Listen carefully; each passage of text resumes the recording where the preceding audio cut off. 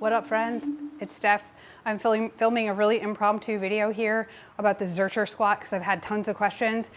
I'm actually filming today at the academy, so there we go, for jiu-jitsu. And normally I train here, but I also sometimes film here.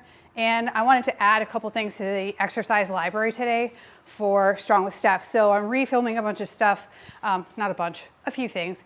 And one of those things I decided to film again was the zercher squat. And so while I'm here, I'm gonna tell you about this squat and why it's a great alternative for you if you find getting into the front rack position for a regular front squat really, really hard. And if you're over 40 and you haven't front squatted in a long time or ever, getting your wrists into extension, which is when they're like this, so that your elbows are pointed forward in the regular front squat, is oftentimes really difficult. I have other people who have wrist issues, old injuries, like it just can be really hard to get into a front rack position. So this is very off the cuff. I'm not editing any of this shit, so whatever happens, happens. But I figured I would pop this on YouTube and you could take a look at how I would coach somebody who's brand new to the zercher squat. So first things first, when you squat in the rack, you need to face into the rack. I can't film because there's a wall and film my face and be squatting, walking into the rack. So do not ever like unrack, walk out of the rack, because when you're tired, you're like, shit, where's the rack? Oh gosh, like it's not, just don't do it, okay? Face into the rack, unrack, step back. I just have to say that because I've seen that a bunch and I don't know where it's coming from. In most of our squats, we want to line up so that our armpit is roughly at the height of the bar, but for zercher, we can't do that. So we're going to actually take this off. We're going to lower the J hooks till it's about at our belly button. Okay, so I'm going to lower this. That looks good.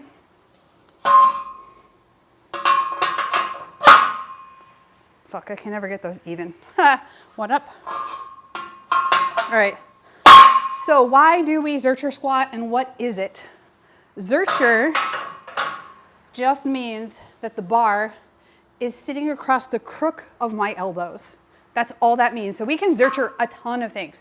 We can zercher a sandbag carry. We can zercher a reverse lunge. We can zercher a deadlift. We can zercher a squat.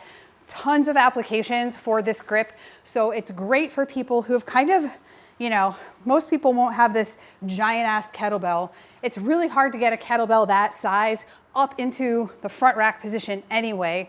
So if you're sort of like, I've run out of weight for the goblet squat and I want to add more weight, this is a great transitional point because you're still keeping the load in the front. It's going to challenge you to stay upright. And, the barbell back squat isn't the be all end all of squats. I really do think that most people, when they start squatting, obviously body weight isn't going to get you very far. That could certainly be a place to start. You're going to then want to add something maybe like a dumbbell, a kettlebell for a goblet squat, and then transition to something like the zercher. Also, if you have injuries, you have other things going on with your wrists and your hands like osteoarthritis, like sometimes you just have to adopt alternate grips. And the reason why it's very cool is because your hands are not involved in the gripping at all. So we're going to set up with, again, the barbell's about belly button height. I'm going to step underneath and I want the bar to be in the crook of my elbows. Now, if I go out here, it's not going to be a good position. My arms are too wide. If I go too narrow, then the bar is really going to be uneven because I have this like fulcrum in the middle and the bar is going to be tippy. So I usually put my arms at my sides and then I whoop, like wherever that is kind of my zercher position. You will have to play around with your foot position potentially, and I'll show you why in a second. So I'm going to go here. I'm going to unrack. Remember, you're doing this facing the rack. I'm stepping out for demonstration. Okay, so now we're going to squat down. We can keep our hands apart like this and kind of like crank out and create external rotation in the shoulder. You can also cross your hands and like close here. I'll talk about if it's hurty in your elbows in a second. Okay, so from here, I'm going to squat down and I want to make sure that my elbows fit inside my knees, okay? So I'm gonna find that position. I think it's about right here. I'm gonna squat down. Yes, okay, so my elbows are inside of my knees and the bar is going to graze my thighs, okay? I don't wanna clunk down and like slam into my thighs. That's not gonna be comfortable. But I should be aiming for as much depth as I can here, and that would be the bar is touching my thighs at the bottom. If you can't get here, you can try elevating your heel. You can try wearing a lifting shoe, like a weightlifting shoe. Don't wear your squishy sneakers, it's not gonna help. But you can elevate the heels if you need a little bit of help because you have limited ankle mobility. From here, I'm going to stand back up, drive with my legs, okay? So I don't want my feet so narrow that when I get here, see how my elbows crash into my thighs. That's not great. Okay, so slightly wider potentially than your normal squat position. Elbows need to fit comfortably inside and then stand back up. All right, so what happens if this bar makes your elbows sore? You know how when you ride a bike for the first time in a long time and it makes your area sore, right? This is kind of the same thing. You don't have the tissue tolerance necessarily built up. Same thing if you've ever tried a hook grip, like you've trying to learn Olympic lifting, and you're like, oh my God, it feels like somebody is shoving glass into my thumbs. This won't be that bad. But the cool part is that if it hurts too much and you're, you know, like you're lifting something that's super duper heavy, it's best to stop and back the weight off anyway. So they're kind of like a self-limiting type of exercise, meaning if it's bothering your elbows, they'll adapt within, say, 4 to 8 weeks, your elbow pits.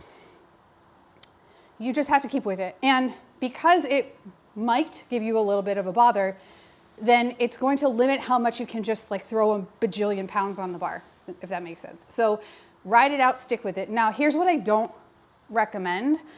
Sometimes people will use a really wide bar, like an axle bar, which it can work for the short term, but because it's fatter, it's harder to close the elbows and keep them closed. So if you do build up heavier, your elbows are constantly wanting to open because you can't close them enough.